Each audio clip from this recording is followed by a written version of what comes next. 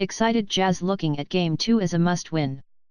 The Utah Jazz will be without dominant defender Rudy Gobert again for Game 2 of their series against the Los Angeles Clippers, but at least they know that's the case this time around. Gobert's early injury in Game 1 temporarily threw them into a tailspin from which they were fortunate to recover en route to a 97-95 win and a 1-0 first-round series lead. It's been nice to have a couple of days where you can put guys into where they're probably going to be at this time, Jazz forward Gordon Hayward said. I know preparing for the first one, some of those guys maybe didn't think they would be in as much, so kudos to them for staying ready. Without Gobert, the Jazz relied on Derek Favors and Jeff Withey at center more than they normally do. That will again be the case tonight, 8:30 p.m. MT tip-off, TNT, as Favors, who's recovering from a season-long knee issue, will get the start, and Withey will again see backup minutes. The nice thing about our team is that we are a deep team, Hayward added at shoot-around, so we do have some other guys that can try to step up and fill in for them.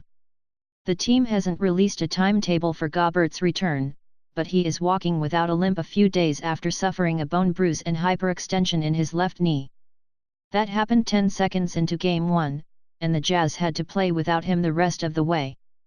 Favors played 32 minutes, which is the most he's played since March 6. After that game, however, the seventh-year power forward sat out with knee soreness for 14 games until right before the end of the regular season. He welcomed the extra time between Games 1 and 2. I think maybe more than anything, it helps Derek a little bit just knowing that he's going to play. Both he and Jeff Withey did an outstanding job given the circumstances, Jazz coach Quinn Snyder said.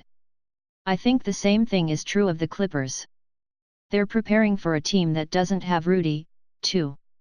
In that sense, both teams will respond to roster lineups, matchups, all those things. The Jazz are anticipating an amped-up Clippers squad. The last thing this experienced LA squad wants to do is return to Utah, which hasn't seen a playoff game since 2012, down 2 games to the Jazz. Utah is expecting the Clippers to attack the paint more in Gobert's absence and to try to get J.J. Redick and Jamal Crawford more involved offensively after quiet nights for both in Game 1.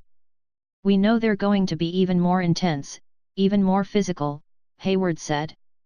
For us, we feel like it's a must-win, too. We want to keep the pressure on and not feel like, oh, we've got one. We did our job. We want to win this one, too. We know it's going to be an intense game and we're going to be ready for it. The Jazz are pretty pumped to get back at it, too. It's very exciting. A lot of preparation has been thrown into this game, Jazz guard Rodney Hood said. It's been a long 2 days, but we're excited to get back to playing tonight and see if we can get another game.